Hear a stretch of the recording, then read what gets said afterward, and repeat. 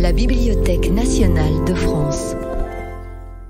Dans le cadre du cycle La France et l'Italie au XVIIIe siècle, Emmanuelle Chaperon se penche sur les voyages dans les bibliothèques italiennes. Bienvenue à toutes et à tous dans cette conférence un petit peu particulière qui est faite donc doublement à distance dans l'espace et dans le temps, mais qui est néanmoins faite avec grand plaisir. Et je remercie le service des manifestations culturelles de la BNF qui a œuvré pour que cette conférence puisse avoir lieu malgré les circonstances, ainsi que la régie vidéo pour le soutien technique. Le titre de ma conférence fait référence à une pratique qui était tout à fait courante à l'époque moderne en Italie, celle de la visite des bibliothèques. C'est une pratique qui n'a jamais vraiment disparu et qui tend même aujourd'hui à être réactivée par une politique de muséification des bibliothèques anciennes. Cette pratique de la visite des bibliothèques est une pratique ancienne que Françoise Vaquet avait retracée, entre autres, pour la période antérieure à celle qui nous occupe, au moment de la pleine période de la République des Lettres. À cette époque, le passage par les bibliothèques était une chose évidente pour les savants qui allaient chercher dans les bibliothèques européennes et en particulier italiennes des manuscrits, des instruments de travail, qui allaient y chercher aussi l'actualité des travaux en cours, et puis qui cherchaient à rencontrer les bibliothécaires et d'autres érudits qui étaient parfois des correspondants de longue date. Mais dès le moment où la pratique du grand tour s'est développée en Europe, pour les aristocraties, aussi ensuite pour un public un peu plus bourgeois, les bibliothèques ont continué à constituer un but de visite pour des honnêtes voyageurs qui n'étaient pas particulièrement érudits, qui venaient y admirer la beauté de la salle, quelques manuscrits qu'on leur présentait, et jeter un coup d'œil, soit distrait, soit intéressé sur tout cet ensemble. La question qu'on peut se poser, et c'est celle qui va guider toute ma conférence, est de savoir ce que devient cette pratique dans la seconde moitié du XVIIIe siècle, au moment où le voyage d'Italie change d'allure, comme l'a bien montré Gilles Bertrand, où l'intérêt des voyageurs se déplace vers d'autres objets plus scientifiques, où l'itinéraire des voyageurs change aussi en se dirigeant vers des contrées plus méridionales, vers Naples, vers la Sicile, et où s'impose la préoccupation de voyager utile pour soi, pour les autres et pour sa patrie. Ce que je voudrais montrer, c'est que la visite des bibliothèques, pour autant, ne disparaît pas du voyage d'Italie, mais que son sens est réinterrogé, que le sens de la démarche est redéfini, à la fois pour les voyageurs, qui voyagent peut-être un peu différemment, mais aussi pour les bibliothécaires et pour les institutions qui réfléchissent à la meilleure manière d'accueillir ce public un peu particulier. Alors d'abord, de quelle bibliothèque parle-t-on ? On peut regarder ce que suggéraient les guides, qui sont les récits guides, qui sont publiés au XVIIIe siècle pour les voyageurs français, allemands ou anglais, les guides classiques de Misson, de Lalande, de Cassini, de Volkmann. Chacun présente en moyenne une vingtaine de bibliothèques pour leur ancienneté, la qualité des manuscrits, la beauté des lieux. Un consensus très fort se fait entre tous ces guides sur 4 bibliothèques qui constituent vraiment un canon incontournable. Ces 4 bibliothèques, donc, que l'on visite soit en allant vers Rome, soit en revenant, sont celles que vous voyez sur cette diapo, c'est la Vaticane, au cœur de la cité des papes, la bibliothèque laurentienne, à Florence, la bibliothèque ambrosienne, à Milan, et la bibliothèque Marciana, à Venise. 4 bibliothèques qui combinent, qui cumulent différents critères d'attraction.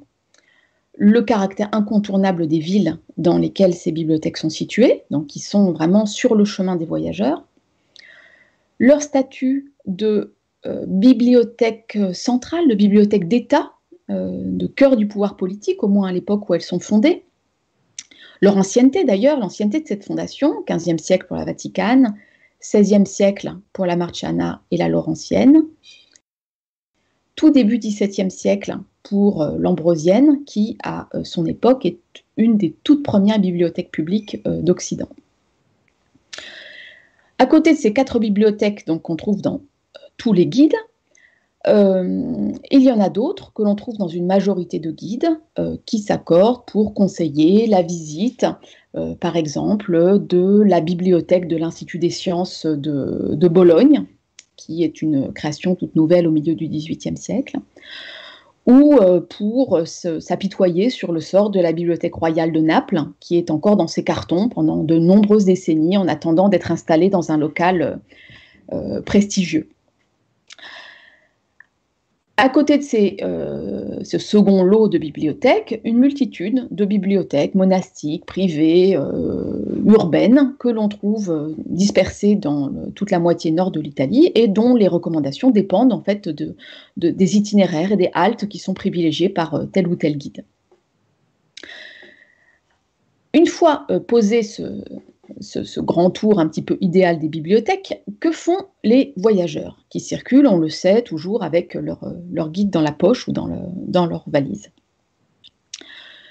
Pour répondre à cette question, l'historien a d'abord une source qui est une source bien connue des historiens, étudiée depuis très longtemps, mobilisée depuis très longtemps dans toutes sortes de questionnaires. Ce sont les récits de voyage, donc qui correspondent à l'expérience, ou en tout cas à la manière dont on relate une expérience pour une minorité de voyageurs. On en a beaucoup pour le XVIIIe siècle, on en a encore plus si on considère les manuscrits qui sont aujourd'hui conservés dans nos bibliothèques et dont certains régulièrement font l'objet d'éditions. Alors, commençons par là, par une cinquantaine de récits de voyage. Vous en retrouvez une bonne partie dans le corpus de Gallica, Voyage en Italie, où vous pourrez retrouver les références que je cite. Donc une cinquantaine de récits de voyage qui émanent de voyageurs français, allemands, anglais, minoritairement d'autres pays, correspondant à un voyage classique d'Italie, donc de Gênes à Florence, puis à Rome, éventuellement un petit crochet vers Naples et le sud de la péninsule, et puis en remontant de Naples vers la Lombardie et Venise, donc trajet qui peut être fait dans un sens ou dans un autre en fonction du point d'origine du voyageur. Des récits de voyage très divers dans leur forme et dans leur motivation, puisqu'ils émanent à la fois de littérateurs, de marchands, d'ecclésiastiques en route pour Rome, de savants, d'artistes, de précepteurs qui accompagnent des jeunes nobles dans leur grand tour, des administrateurs, des diplomates. Alors, premier constat lorsqu'on regarde ces récits de voyage, c'est que les bibliothèques sont nombreuses. Très peu de voyageurs n'en mentionnent aucune, à peu près 1 sur 8, ce qui est vraiment très peu. Les bibliothèques sont un endroit que l'on va visiter lorsqu'on voyage en Italie. Second constat, c'est que ces bibliothèques sont même souvent nombreuses. Dans plus de la moitié des récits de voyage, on en trouve plus de 5. Et parfois bien plus de 5. Je prends 3 exemples. Le comte de Caylus mentionne 17 visites de bibliothèques au cours de son voyage en 1714. Pierre-Jean Grollet, l'historien troyen, en indique une dizaine. Il voyage en 1758. 20 ans plus tard, Roland de la Platière, économiste, administrateur royal, qu'on imagine moins porté que les 2 précédents à visiter des bibliothèques, en indique 20 dans ses lettres en 1776. Que vont voir ces voyageurs? Une série de bibliothèques, donc, que vous trouvez ici représentées de manière assez indicative sur ce graphique, où l'on retrouve d'abord notre quatuor de tête, celui qui était indiqué par les guides comme absolument incontournable. On le retrouve, mais d'une manière un peu plus hiérarchisée que dans les guides, puisque vous voyez que la Vaticane est mentionnée dans les 3/5, dans plus de 60% des guides, plus de la moitié des récits, pardon. On trouve ensuite l'Ambrosienne et la Laurentienne, qui sont là dans plus de la moitié des récits de voyage publiés. Un peu en retrait, la Marciana, une quinzaine de récits sur les 50 que j'ai dépouillés. Donc ce quatuor du tête, mais un peu hiérarchisé. Ensuite, on trouve deux bibliothèques qui étaient volontiers recommandées par les guides de la seconde moitié du XVIIIe siècle pour leur caractère de modernité, les collections avec de riches collections de périodiques, une politique d'achat ambitieuse, un lieu de travail efficace. Ce sont les bibliothèques de l'Institut de Bologne et la bibliothèque universitaire de Turin, qui arrivent dans un récit sur 5. Puis suivent deux bibliothèques princières qui font aussi figure d'outils des princes éclairés de la péninsule, les bibliothèques ducales de Modène et de Parme, deux bibliothèques romaines, de grandes familles romaines, qui étaient habituellement ouvertes à l'admiration des visiteurs, la Barberignana et la Corsignana. Et enfin, pour en rester toujours à la dizaine des bibliothèques qui font vraiment, qui constituent ce grand tour des bibliothèques, la Maia Becchiana à Florence, bibliothèque ouverte en 1747 et qui progressivement s'impose comme la bibliothèque centrale du Grand-Duché de Toscane, puisqu'il y est réunie la Palatine, la bibliothèque des Grands-Ducs, et elle devient vraiment la bibliothèque centrale de ce Grand-Duché.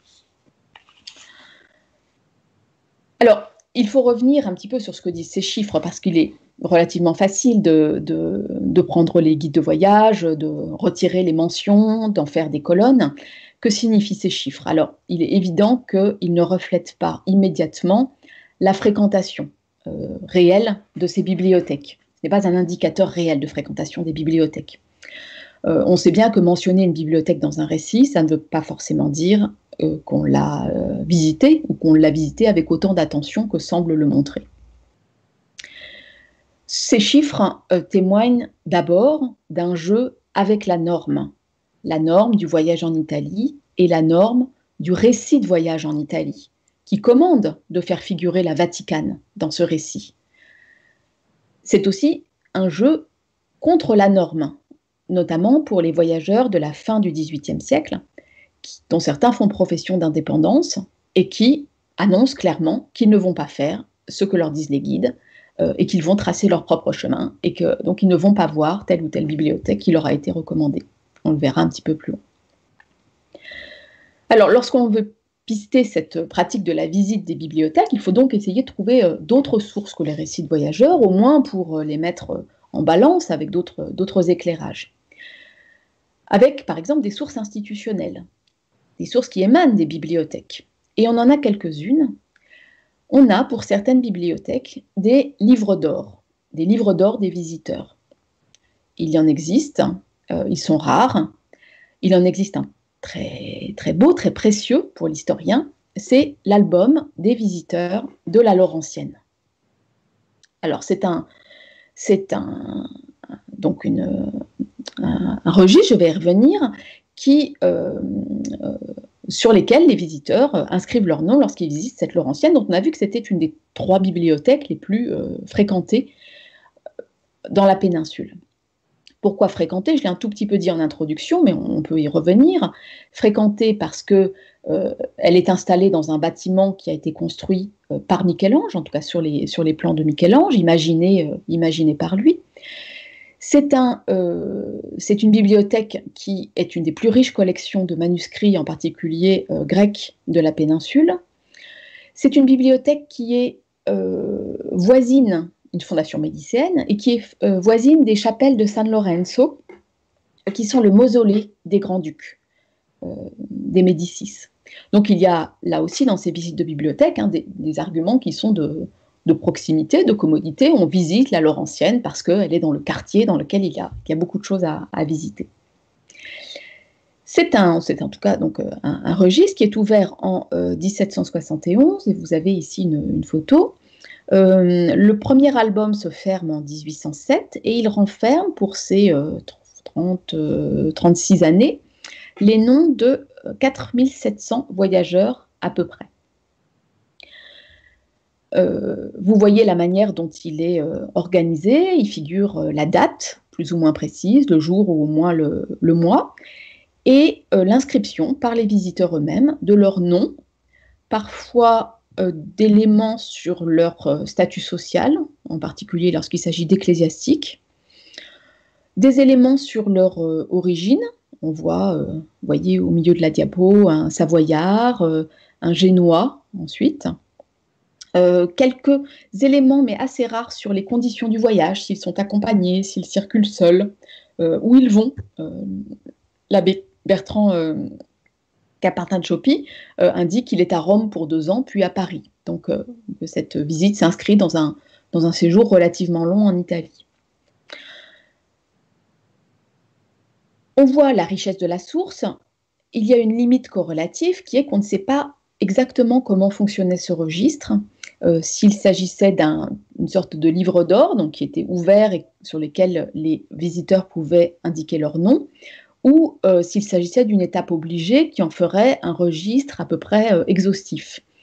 Certaines mentions du bibliothécaire, Angelo Maria Bandini, qui indique parfois 2 autres visiteurs dont je n'ai pas noté le nom ou que je ne connaissais pas, laissent à penser qu'au moins pour les premières années, ce registre n'était pas complet, mais en tout cas, 4700 noms pour cette période de 36 ans, c'est vraiment suffisant pour commencer à travailler un peu sérieusement sur cette pratique de la visite de la Laurentienne. Alors, quelques éléments qu'on peut tirer. Le registre permet d'abord de tracer des flux de visiteurs, de retracer les flux de visiteurs sur cette trentaine d'années.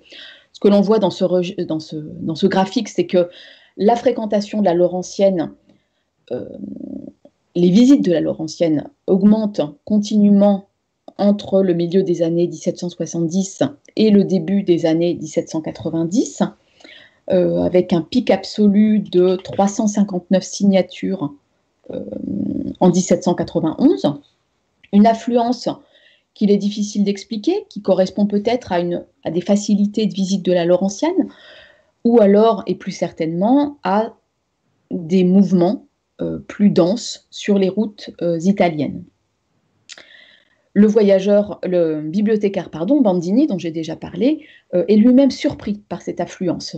Peut-être c'est un signe qu'il ne l'a pas cherché, mais dans sa correspondance, à plusieurs reprises, à la fin des années 1780, début des années 1790, il écrit à ses correspondants qu'il est frappé par le vacarme continu des étrangers qui arrivent ces jours-ci. Ou alors, je ne me rappelle jamais avoir été assiégé par les étrangers comme cette année à la Laurentienne, dit-il en 1791. Donc, un sentiment de débordement pour ce bibliothécaire qui a pourtant cherché à ouvrir les portes de la Laurentienne aux visiteurs. On y reviendra un peu plus tard. Après ce pic des années 1790, vous voyez, la fréquentation tend à diminuer assez rapidement. On est dans les troubles des années révolutionnaires et à atteindre un étiage au tout début du XIXe siècle. Deuxième leçon à tirer de cet album, c'est que la visite de la bibliothèque obéit à des rythmes saisonniers qui correspondent aux périodes pendant lesquelles traditionnellement on visite Florence, qui sont, vous le voyez sur ce graphique, les mois du printemps et les mois de l'automne.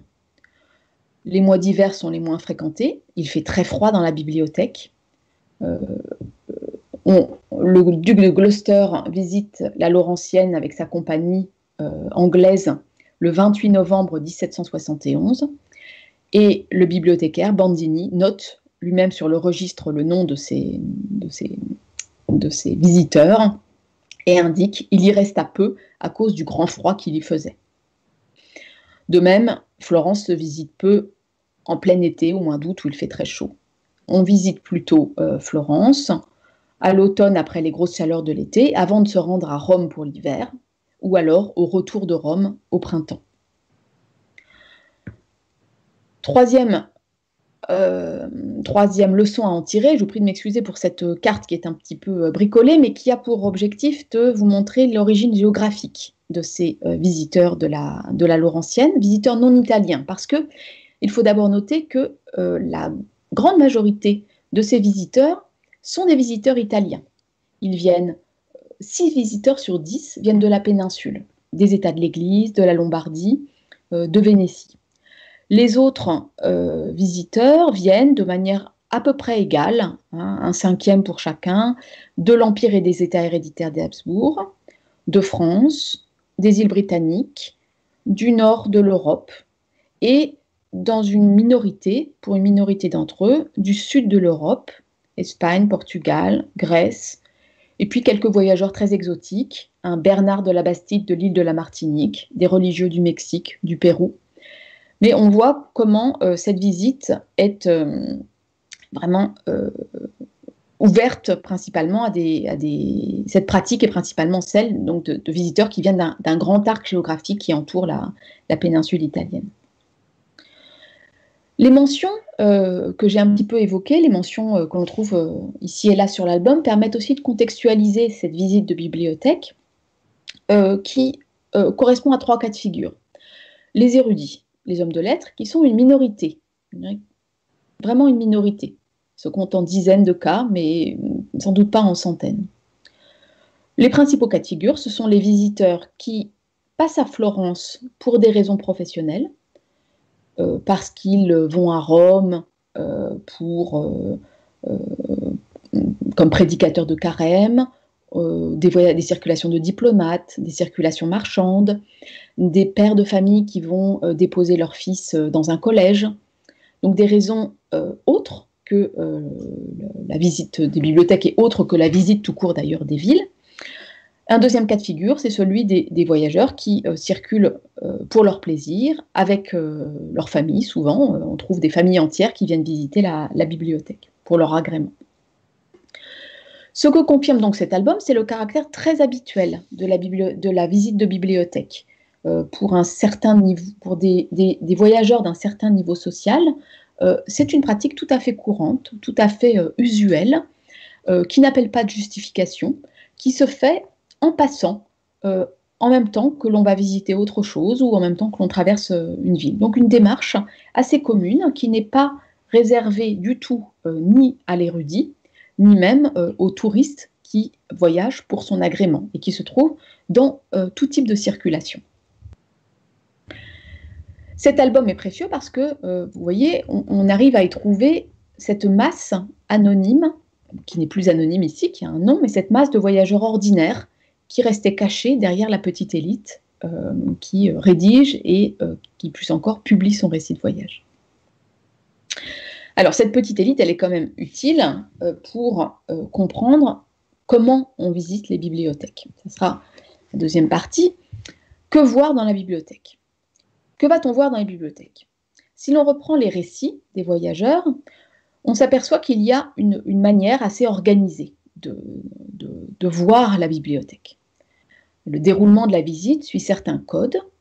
Le voyageur commence par admirer les bâtiments, dont certains sont l'œuvre d'architectes célèbres. Je l'ai dit tout à l'heure pour Michel-Ange, dessinateur de l'escalier d'accès à la Laurentienne. Les guides fournissent en général des appréciations sur le bâtiment, sur la longueur de la galerie, sur la hauteur, sur l'ampleur de l'installation. Des données chiffrées qu'on retrouve dans les récits des voyageurs, mais qui n'empêchent pas certains d'être très surpris lorsqu'ils entrent dans une bibliothèque, d'être frappés par le spectacle, comme Anne-Marie du Bocage, 1757. Quoique je fusse prévenue sur l'étendue des galeries, la surprise que me causèrent l'arrangement et les peintures des piliers qui soutiennent l'immense largeur de la voûte s'exprima par mon silence involontaire. Je ne retrouvais la parole que pour demander à mon éminentissime conducteur une tente pour passer ma vie en ce beau lieu. Cette remarque et d'autres assez nombreuses sur ce qu'on appelle le coup d'œil, qui est l'effet d'ensemble produit par une bibliothèque, permet de confronter aux réalités italiennes une représentation ordinaire de la bibliothèque, qui est celle des voyageurs français, en particulier du XVIIIe siècle, pour qui une bibliothèque ressemble à une grande pièce meublée d'étagères murales, dans lesquelles se trouvent disposés des ouvrages, des volumes reliés de maroquin, avec des plats dorés. C'est à ça que doit ressembler une bibliothèque. Or, ce n'est pas toujours le cas en Italie, et c'est particulièrement vrai pour deux des bibliothèques qui cristallisent l'attention des voyageurs, qui sont la Vaticane et la Laurentienne. La Laurentienne, comme vous le voyez sur cette photo, est encore au XVIIIe siècle, et on le voit sur les gravures que l'on a au XVIIIe siècle, est encore dans l'état dans lequel elle avait été aménagée à son ouverture en 1571, c'est-à-dire une longue galerie meublée par des pupitres, des banchi en italien, sur lesquels qui servent à la fois à ranger les livres, vous voyez dans l'espace qui est sous le plan incliné, il y a une sorte de petite étagère qui sert à ranger les manuscrits, et ces manuscrits, on pouvait les consulter en les posant sur le pupitre et en les ouvrant sur le pupitre. C'est un dispositif qui est hérité des bibliothèques médiévales, mais dont on n'a plus, ou vraiment par vestige, plus de traces en France à cette époque, ce qui explique l'étonnement des voyageurs, notamment français, qui en décrivent souvent la disposition comme singulière ou peu ordinaire. Deux citations, celle de l'abbé Coyer: vous entrez, vous ne voyez point de livres. Il faut aller les chercher sous des tapis qui couvrent de longs pupitres en forme de bancs de paroisse. Il n'y a plus ces tapis aujourd'hui, mais sur les gravures du XVIIIe siècle, on voit que ces pupitres étaient recouverts de draps pour protéger les manuscrits de la poussière et de la lumière. Même l'abbé Juan Andrés, qui est un ancien jésuite, donc un érudit averti, écrit « Savoir que la célébrissime bibliothèque se réduit à cela ne peut manquer de surprendre ». La Vaticane surprend encore plus. Les manuscrits sont rangés dans les armoires fermées, ce qui frustre l'œil du visiteur qui s'attend à voir tous ces fabuleux manuscrits dont il trouve la mention dans ses guides. En 1765, Lalande juge que d'avoir enfermé les livres dans les armoires ôte à la Vaticane le coup d'œil frappant qu'on trouve à la bibliothèque du roi à Paris, qui présente l'aspect d'une immensité de volumes dans des salles d'une longueur et d'une hauteur prodigieuses. Où sont les livres ? Dit encore l'abbé Coyer, donc qui avait été déjà déçu à la Laurentienne, et qui l'est encore à la Vaticane. Au milieu de ce monde de livres, le premier coup d'œil n'en découvre point. Ils sont cachés dans des bibliothèques. On est dans des armoires, on est dans la bibliothèque et on la cherche encore. Cette invisibilité des livres a frappé les voyageurs. On trouve énormément de remarques qui vont en ce sens et qui nourrissent parfois une suspicion plus ou moins malicieuse, qui est qu'il n'y aurait peut-être pas de livres dans ces armoires, peut-être, et vraisemblablement, la plupart de ces armoires sont vides, écrit Jean-Marie Roland de la Platière.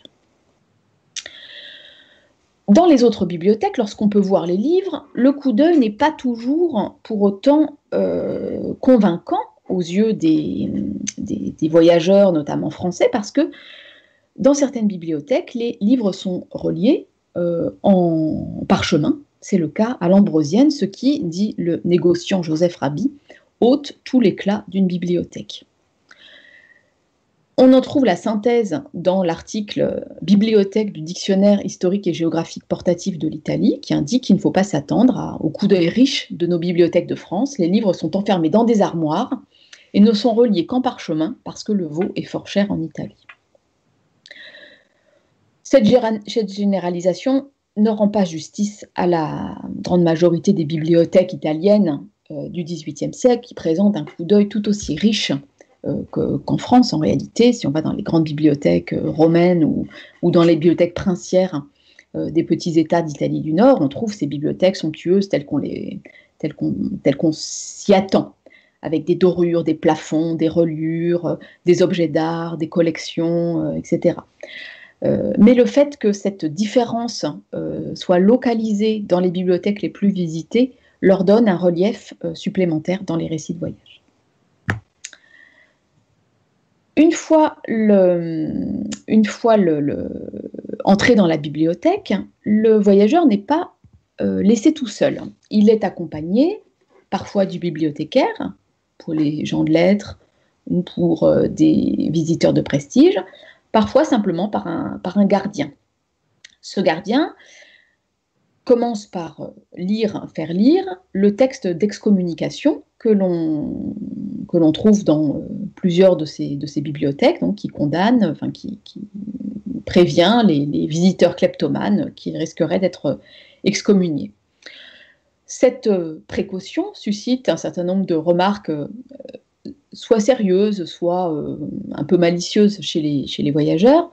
L'abbé Coyer, qui voyage avec des Anglais, en même temps que des Anglais, signale aux gardiens de l'Ambrosiana qu'il faut prendre garde à ces Anglais qui n'ont cure de cette excommunication. Et il souligne aussi que la précaution qu'on a eue d'enchaîner les manuscrits à la Laurentienne, précaution très ancienne, est sans doute plus efficace que ces textes d'excommunication dont les protestants n'ont donc que faire. Ces gardiens donnent un certain nombre font une sorte de visite guidée pour certains, donnent quelques éléments chiffrés sur la longueur de la galerie, sur le nombre de volumes, manuscrits, imprimés. Ce sont des données qu'on retrouve ensuite dans les récits de voyage qui circulent, qui sont parfois un peu déformés, qui sont commentés par certains voyageurs. Caylus dit à propos de l'Ambrosienne, l'on dit qu'il y a 50 000 volumes, je n'en crois rien. Mais ce sont des chiffres qui circulent, qui sont des chiffres un petit peu parfois symboliques, que l'on voit parfois croître dans le temps si on regarde les récits de voyage sur l'échelle d'un siècle et demi, mais qui sont sans doute présentés aux voyageurs au moment où ils visitent la bibliothèque. Cette visite de la bibliothèque se monnaie, plus ou moins officiellement, à travers la pratique du pourboire, dont on trouve des témoignages, comme chez Pierre-Jean Grolet, à l'Ambrosienne toujours. L'homme qui en a la garde me demanda tout uniment combien je comptais lui donner per la buona mancia, en pourboire. Pour m'amuser de sa franchise intéressée, je marchandais avec lui, nous convînmes enfin d'une somme qu'il voulut recevoir d'avance et que je lui donnais. La pratique de verser un pourboire aux gardiens des bibliothèques, mais aussi des musées, est souvent relevée dans les récits des voyageurs comme quelque chose qui diminue le caractère public de la bibliothèque. Cette pratique du pourboire est interrogée et questionnée, y compris du côté des bibliothécaires. Angelo Maria Bandini, le bibliothécaire de la Laurentienne, considère que c'est un danger pour sa bibliothèque parce que le gardien pourrait être tenté, contre un bon pourboire, de faire visiter la bibliothèque en son absence, de montrer des manuscrits précieux à des gens qui ne présenteraient pas toutes les garanties, qu'il y a en tout cas un risque pour l'institution. Et en 1779, lorsque le grand-duc Pierre-Léopold de Habsbourg-Lorraine interdit cette pratique du pourboire à la Laurentienne, mais aussi dans les autres bibliothèques, les musées et l'administration grand-ducale, Bandini, qui est pourtant déteste Pierre-Léopold d'Habsbourg-Lorraine, s'en félicite et demande une copie officielle de cette interdiction pour l'afficher dans la bibliothèque et les voyageurs le remarquent. Le cœur de la visite est ensuite constitué par la présentation de quelques manuscrits remarquables. Ce sont souvent les mêmes que l'on trouve dans les récits de voyage, des manuscrits remarquables par leur beauté, leur ancienneté ou par leur auteur.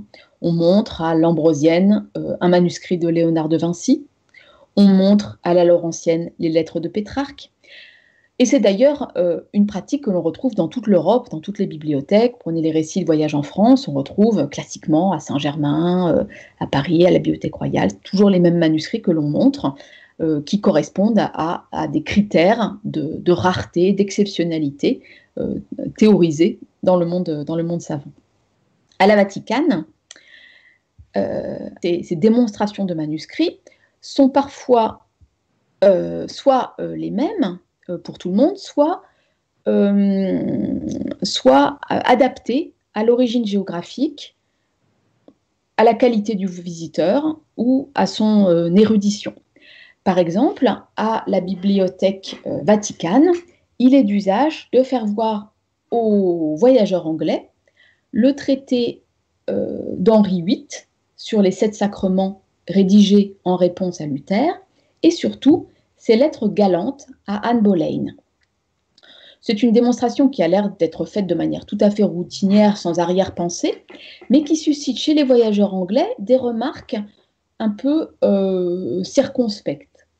Christopher Hervey souligne que ces lettres ne vaudraient sans doute pas la peine d'être conservées si les papes ne pensaient pas qu'ils peuvent servir leur cause en prouvant combien ce pape est indécent.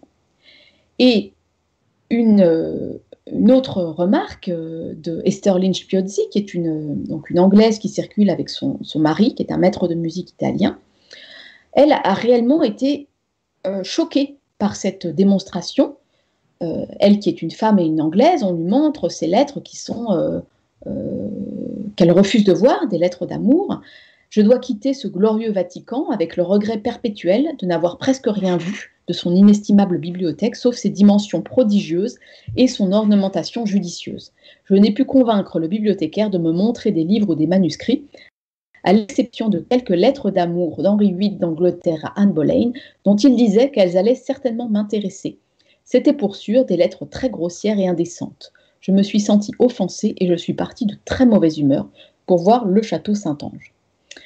Alors, ce sont des cas un petit peu particuliers, ces démonstrations se passent en général bien, mais ce genre d'anecdote, qui arrive souvent à l'occasion de cette présentation, montre combien la bibliothèque du XVIIIe siècle est un arsenal polémique qui n'est pas refroidi.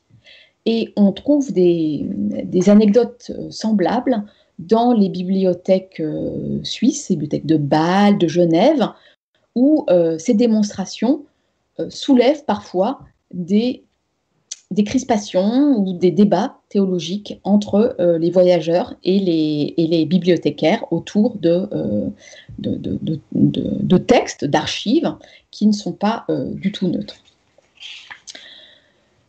Donc ce sont des mirabilia, des choses que l'on montre, qu'il faut voir, et au rang desquelles figurent aussi parfois des antiquités, des œuvres d'art, des objets scientifiques qui peuplent les bibliothèques encore à cette période. Juste une petite anecdote pour la bonne bouche. À Florence, il est d'usage de montrer aux visiteurs le doigt de Galilée. Le doigt de Galilée qui a été prélevé sur sa dépouille avant son enterrement. Et c'est le doigt qu'il aurait pointé vers les satellites de Jupiter. Aujourd'hui, il est au musée Galilée de Florence. Ce doigt a été conservé à la bibliothèque Marrucelliana et un voyageur anglais, Peter Beckford, raconte une visite qu'il a faite au cours de laquelle le bibliothécaire Bandini est confronté à un visiteur qui croit que Galilée est un empereur romain. Et il commente « Je n'ai jamais vu de ma vie un homme aussi choqué et je crois qu'il fut vraiment content lorsqu'il se fut débarrassé de nous. »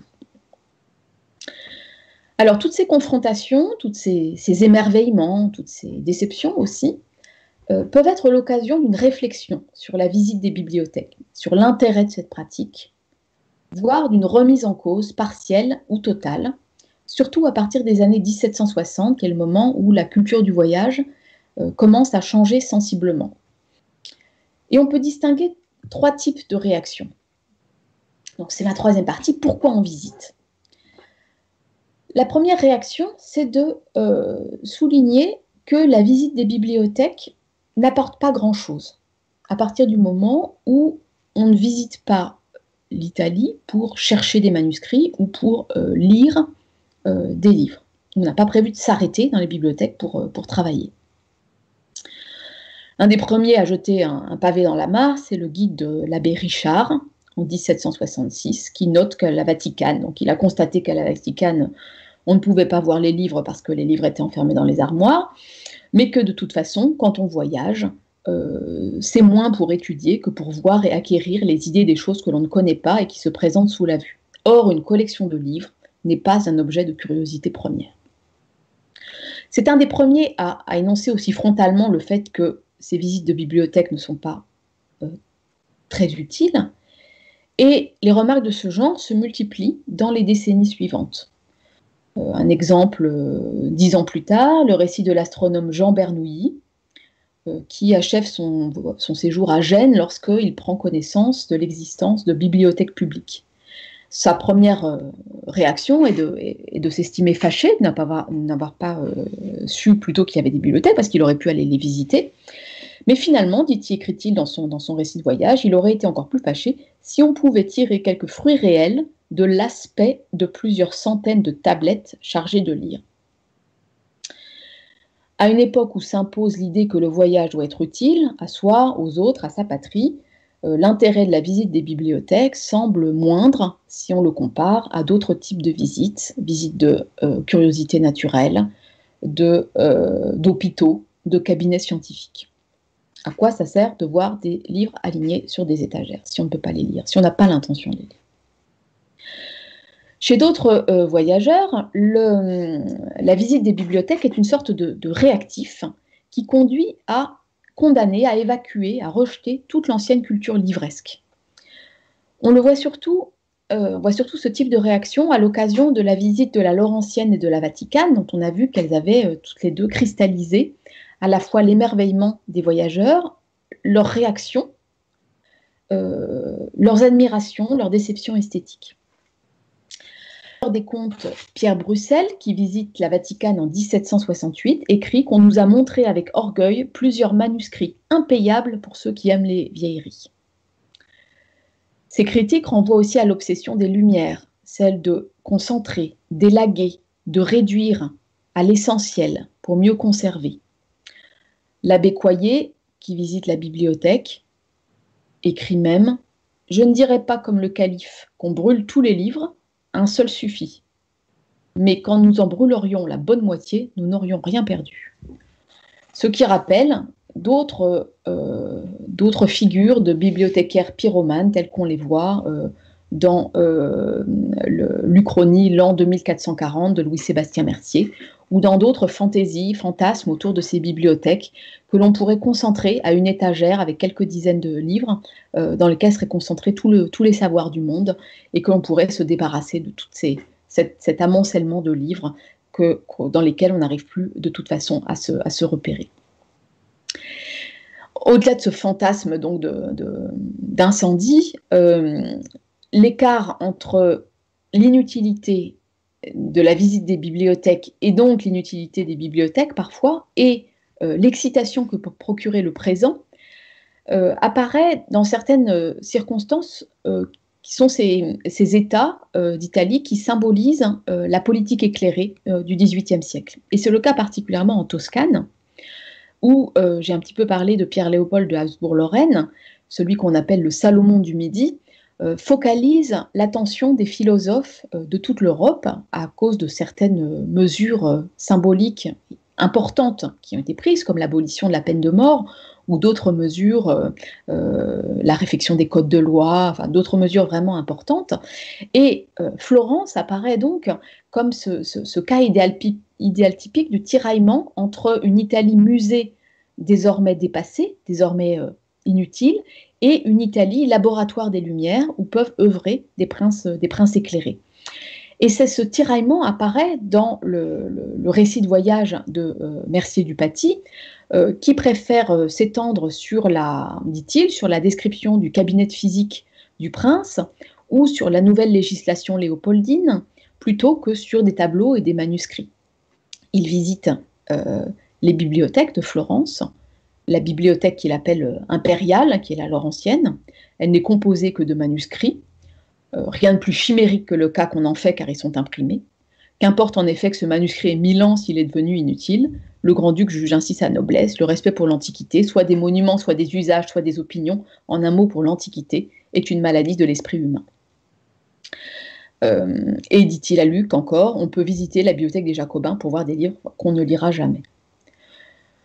Ce genre de mention, donc d'une sorte d'appréhension philosophique des bibliothèques qui constatent leur inutilité, qui dérivent de l'observation des manuscrits vers des remarques beaucoup plus générales, devient très fréquent dans les récits des dernières décennies du XVIIIe siècle et devient une sorte de norme alternative. Nous, on avait en quelque sorte un discours contre la norme qui devient à nouveau un discours très, très normé.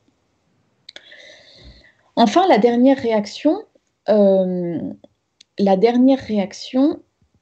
consiste moins à écarter qu'à redéfinir ce que serait l'utilité d'une visite de bibliothèque.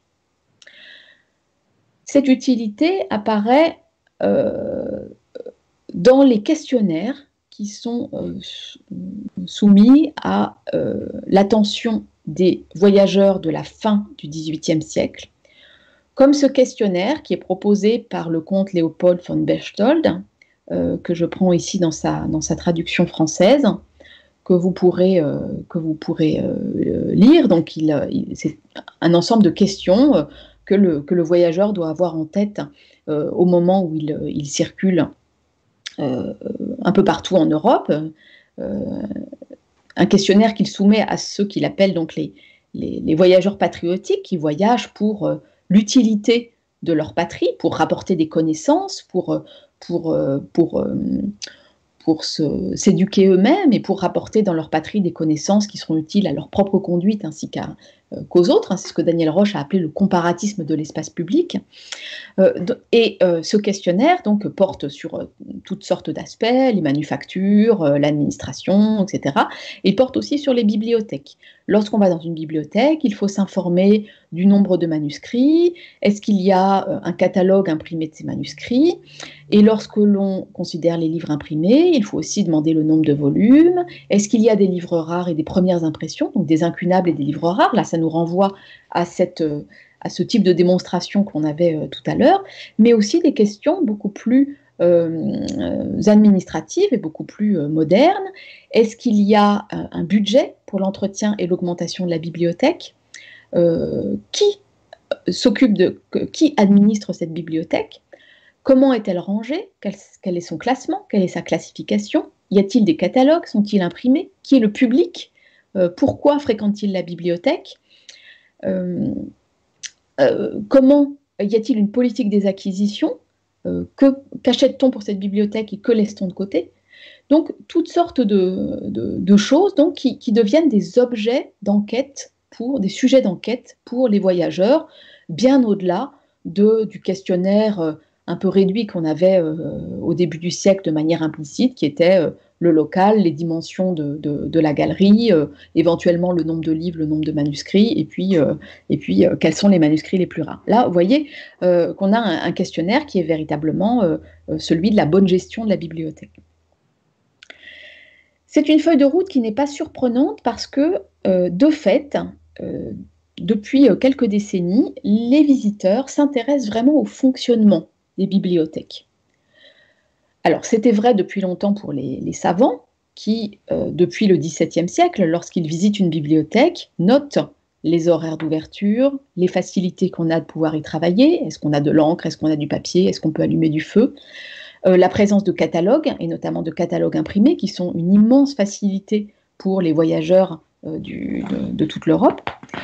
Mais ce questionnaire, à la fin du siècle, n'est plus celui des seuls savants, mais des visiteurs ordinaires, qui n'ont pas l'intention de s'arrêter dans les bibliothèques pour lire, mais qui s'intéressent aux aspects concrets du travail dans la bibliothèque. Leur enquête et les résultats qu'elle donne n'est pas toujours très favorable aux bibliothèques italiennes. En fait, c'est une réponse en deux temps. D'une part, les voyageurs réactivent un lieu commun, ancien, celui de la bibliothèque italienne, inaccessible, verrouillée par des bibliothécaires peu amènes ou absentéistes. Ce constat, il est toujours fait par les visiteurs de la Marciana et de la Bibliothèque Vaticane, qui focalisent les critiques des érudits, qui sortent parfois totalement désespérés de ces lieux si prometteurs, dont ils n'ont rien pu tirer, faute de catalogue, faute d'un peu de bonne volonté de la part des bibliothécaires.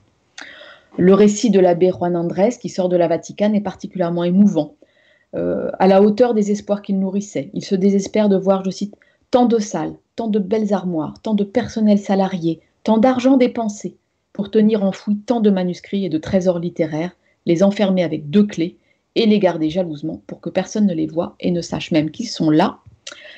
Enfin, pour avoir un bibliotaphe, donc un cimetière des livres, et non une bibliothèque. » Donc ça, c'est un premier aspect des réponses, c'est que pour certaines bibliothèques, on retrouve un tableau qui ne change guère depuis le XVIIe siècle. Mais d'un autre côté, de nombreux érudits et de nombreux visiteurs relèvent le bon état de nombreuses bibliothèques de la péninsule, ce qui témoigne vraiment d'un tournant dans l'appréciation de la péninsule et d'une capacité collective à débouter des lieux communs anciens pour promouvoir une appréciation beaucoup plus lumineuse de ces bibliothèques italiennes. Des bibliothèques qu'ils décrivent comme fréquentées, à l'Ambrosienne, à la Casanetense de Rome, à la bibliothèque universitaire de Turin, où les voyageurs décrivent des dizaines d'étudiants ou des dizaines de savants qui travaillent tous ensemble dans une même salle, sans faire de bruit, en se concentrant, en prenant des notes. Les voyageurs évoquent aussi des horaires élargis, les facilités d'accès, la richesse des collections, voire les possibilités d'emprunt dont ils s'émerveillent, parce que c'est vrai que c'est une possibilité qui n'est pas offerte dans toutes les bibliothèques, y compris dans leurs pays respectifs. Et une des très belles descriptions que l'on a, c'est celle de la bibliothèque Franzoniana, donc on est à Gênes en 1773, qui est décrite par le voyageur Björnstål, un orientaliste danois, qui visite cette bibliothèque et qui la décrit vraiment comme un parangon de bibliothèque publique. Elle s'ouvre le matin vers les 4 ou 5 heures, reste ouverte tout le jour jusqu'au soir, jusqu'à 11 heures. Elle ne ferme même pas à midi, parce que le fondateur emploie 4 bibliothécaires qui se relaient quand l'un va manger, l'autre reste. En plus d'eux, il y a aussi ses serviteurs. Le soir et le matin, on donne à tous ceux qui entrent des lampes et des chandelles allumées. Elle ne ferme ni le dimanche, ni les autres fêtes, pas même le jour de Noël. J'y suis allée plusieurs fois le soir vers 10 heures et j'y ai trouvé des jeunes qui étudiaient à la lumière. Je me suis proposé d'épuiser la patience du bibliothécaire. Alors que minuit approchait et que tous les autres étaient partis, je dis que c'était l'heure, que je devais m'en aller moi aussi, mais il me répondit qu'aucun horaire n'était fixé, que je pouvais me servir de lui et de la bibliothèque à mon plaisir. C'est la bibliothèque la plus publique que j'ai jamais vue, et même le jour de la Pentecôte, nous étions là à étudier. Donc absolument formidable, hein. C'est vraiment une bibliothèque qui répond à tous les critères de la publicité telle qu'elle est vue par le XVIIIe siècle. Et donc c'est ce parangon de bibliothèques publiques, de ces fondations du XVIIIe siècle qui sont prévues pour la commodité de ceux qui n'ont pas suffisamment d'argent pour se procurer des livres, hein, tous ces jeunes qui étudient, donc probablement probablement des jeunes universitaires, hein. C'est souvent ceux-là qu'on retrouve dans les bibliothèques publiques italiennes. Toutes ces mentions témoignent d'une approche relativement nouvelle des voyageurs, hein, qui font leur les nouveaux critères d'utilité et de publicité de ces institutions, mais témoignent aussi de réelles transformations dans les bibliothèques italiennes au XVIIIe siècle. Si les voyageurs peuvent relever l'existence et la pertinence de politiques d'achat, c'est bien parce que beaucoup de bibliothèques ont été dotées, dans la seconde moitié du XVIIIe siècle, de budgets d'acquisition, d'une dotation fixe qui leur permet de programmer des achats dans le cadre de politiques culturelles ambitieuses qui visent à faire de ces bibliothèques centrales des outils pour l'administration des territoires et des outils pour le façonnement d'une opinion publique éclairée. Si les voyageurs peuvent relever l'existence de catalogues imprimés, c'est qu'un certain nombre de bibliothécaires font la démarche de faire imprimer le catalogue des bibliothèques, dont le nombre croît au XVIIIe siècle. Le revers des choses, c'est que dans ces bibliothèques modernisées, le visiteur n'est plus forcément bienvenu. En 1786, le duc de Modène souligne à propos de la bibliothèque Estense, je le cite, qu'il est indécent que le balayeur montre la bibliothèque comme une lanterne magique. Cette relative fermeture des bibliothèques au circuit des voyageurs se retrouve dans d'autres cas. À Florence, c'est le cas à la bibliothèque de l'hôpital Santa Maria Nuova, qui est une bibliothèque très ouverte et très publique à la fin du XVIIe siècle, bibliothèque qui est réformée plusieurs fois au courant du XVIIIe siècle pour en faire un outil très efficace pour la formation des jeunes médecins florentins, toscans plus largement, et qui de ce fait se ferme aux voyageurs. Un règlement prévoit que la bibliothèque ne doit pas être visitée parce que c'est un outil de travail et qu'elle est là pour étudier et pas pour être visitée. Cela dit, cette tendance n'est pas univoque, puisque, on l'a vu à propos de la Laurentienne, les voyageurs continuent massivement de visiter les bibliothèques et les bibliothécaires peuvent être conscients de l'importance du capital symbolique que représentent tous ces visiteurs dans leur lieu. Et si Angelo Maria Bandini ouvre l'album de la Laurentienne en 1771, c'est bien parce qu'il est à un moment où il négocie avec ardeur, une sorte de bras de fer, pour consolider ses privilèges de bibliothécaire, pour être dispensé des cérémonies religieuses, par exemple, pour pouvoir laisser ouverte la bibliothèque toute la journée à l'usage des érudits. Il ouvre cet album pour pouvoir noter noir sur blanc le passage des têtes princières, des grandes familles, de la grande noblesse, de l'aristocratie européenne, qui vient voir la bibliothèque et qui a besoin de la trouver ouverte, qui a besoin de la trouver avec un bibliothécaire et un gardien pour faire la visite, et qui, si elle avait été fermée, on se serait trouvé fort mari. Et il y a une notation tout à fait cruciale en ce sens dans le registre en 1772. Bandini accueille la princesse Marie de Bavière et il note qu'elle a été fort agréablement surprise par la bibliothèque et m'ajouta en partant qu'elle aurait beaucoup regretté d'être partie sans la voir. Donc, vraiment, les visiteurs comme un capital symbolique des bibliothécaires et pas simplement comme des persona non grata auxquels on fermerait bien volontiers les portes. Alors, en conclusion, que nous apprend ce détour par les bibliothèques ? Il montre plusieurs choses. D'abord, l'évolution de la culture du voyage, l'émergence de nouveaux questionnements liés à un besoin fort de voyager utilement. C'est très net entre la fin du XVIIe siècle et la fin du XVIIIe siècle. La réflexion sur la publicité des bibliothèques, sur leur utilité publique pour les étudiants locaux, pour l'administration du territoire, pour soi-même aussi. Deuxième point, ces récits montrent comment s'enrichissent les représentations de la bibliothèque, comment on passe d'une image de la bibliothèque musée, conservatoire de l'humanisme, conservatoire de l'Antiquité, à une image plus diversifiée, qui peut être celle de la bibliothèque comme creuset de la bibliolatrie, le conservatoire de manuscrits illisibles et inutiles, mais aussi bibliothèque creuset du progrès du plus grand nombre, creuset des études, celle dont le comte Berchtold retrace la piste dans son questionnaire. Et à travers cette deuxième image, comme à travers d'autres éléments, se joue la revalorisation de l'Italie aux yeux des voyageurs du XVIIIe siècle. À la fin du XVIIe siècle, les érudits et les guides avaient tracé un portrait très sombre de ces bibliothèques, fermées, difficiles d'accès, saturées par la théologie et par la scolastique. À la fin du XVIIIe siècle, beaucoup de voyageurs se plaignent encore de bibliothèques dans lesquelles ils ont du mal à circuler, à travailler, mais le tableau s'est enrichi de figures beaucoup plus positives, celles de bibliothécaires attentifs, compétents, d'étudiants studieux et de princes éclairés, attentifs à leur bibliothèque et à l'administration de leur territoire. Voilà, je vous remercie. Vous venez d'écouter un podcast de la Bibliothèque nationale de France. Retrouvez les conférences, rencontres et créations de la BNF sur toutes les plateformes de podcast ainsi que sur le site bnf.fr.